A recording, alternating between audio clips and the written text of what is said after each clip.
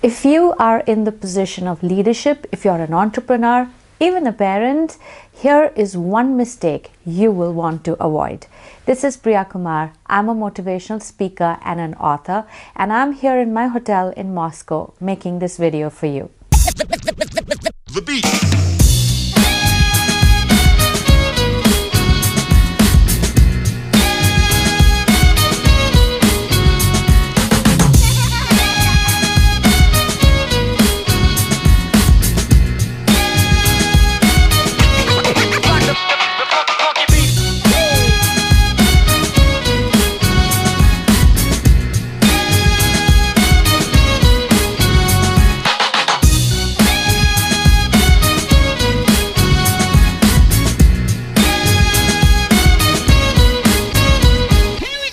I'm a great fan of people who have risen the ranks, who have done the hustle, who started from the first rung of the ladder and they have gotten to this position where they are today.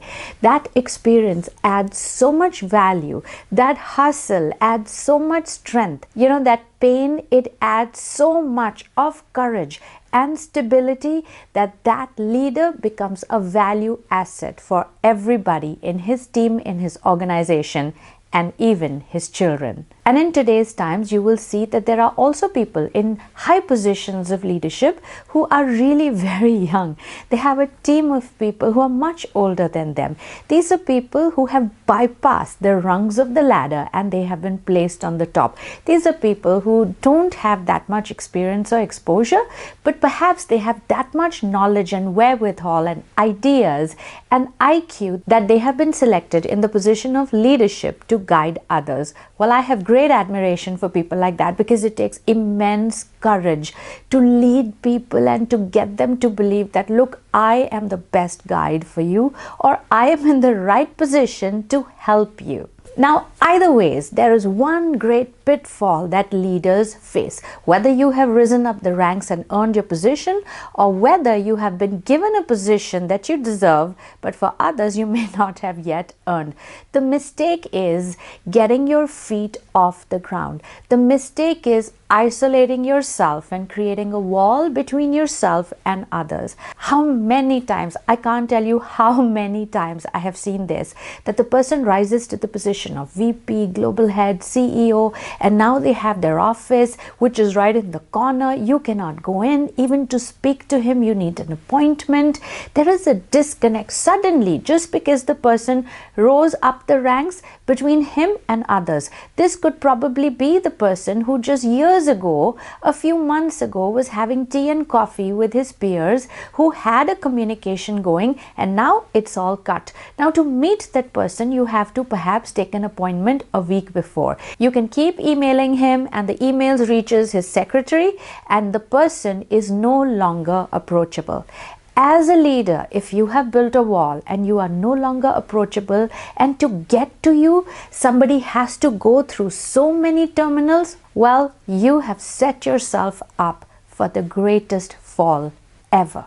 Now, why is that? It seems common. If you're the CEO, if you're in an important position, you have to build that wall. Don't you see celebrities like that? Why just tell the CEOs that wall against them? You know, they say it's lonely at the top. Well, you built that position. You built that wall. You said unwelcome and don't come to me. Just don't call me. I'll never answer my phone, never reply to your text, and never you will be able to see me in a casual moment. You built that position, so don't say it's lonely at the top, because I'm going to tell you a story on how amazing it is to be right on the top. See, you have to be connected with the people down the rungs, because that is where the truth lies. That is where the true data lies. That is where the true analysis and statistics lie.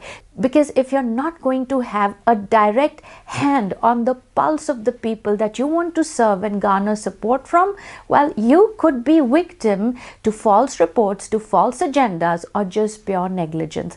You have to believe me when I tell you this, that so many times I have seen organizations fail, not because there was no plan, because their competitors were succeeding, because the market was doing well. Then how come this company failed?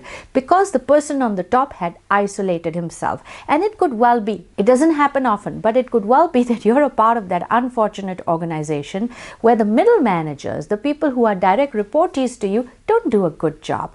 They don't even bother finding out what is the problem at the bottom, and just because they are not able to make things work, they give you statistics, it's not working. And now, because you get all wrong reports and all wrong statistics, because these guys could not manage their guys well, because these guys were just too lazy or inept or inadequate or incapable, or whatever reason that was, now you land up making wrong decisions. Your plans go for a toss, your strategies go for a toss, and eventually the vision becomes unreachable. Could you have gotten there? Yes, but the data presented to you was not the true data, and therefore you failed. You didn't fail because you didn't have a capable team force. You failed because you did not go down that level and verify for yourself that is this the correct data? Am I making the right decision? You know how foolish it seems on the top when the guy believes all these middle people who don't give him the right information, and he lands up making wrong decisions and therefore failing the investors, the super bosses, and you as a stakeholder. Let me give you an example. I wrote the biography of late Sri O.P. Munjal. He was one of the founders of the Hero Group, and you know, while I was interviewing him, often I would go with him to his office. In the morning when we would come to office, often I accompanied him. I had the good fortune. So the car would reach the entrance. Mr. Munjal would get out of the car. He would not go to his cabin. He would do a 1 kilometer walk around his factory, around the shop floor, speaking to every person that he could speak to. He would go to the shop floor, he would go to where the tires are being made, he would go to where the bicycles are being assembled, he would go into the impact room. My God, every morning he would do at least a 1.5 hour tour around his factory speaking to people. He had data and information firsthand, and of course he had more reports and analytics from the senior management, and he always knew where the truth is. You take your feet off the ground, you take your ear off the ground, you are subject to what other people will tell you. As a leader, you are expected to make the right decisions, and those are made on right data and right information. And you have to always be vigilant to verify whether what you're getting is correct or not. And that happens by climbing down the ladder every day and climbing back up, so that the people at the bottom know that you know, and people at the middle know that you know, and you know that what you know is the truth. Remember this, companies fail because leadership fails to do their due diligence about people. If you had the right information at the right time, you would make the right decision to solve it then.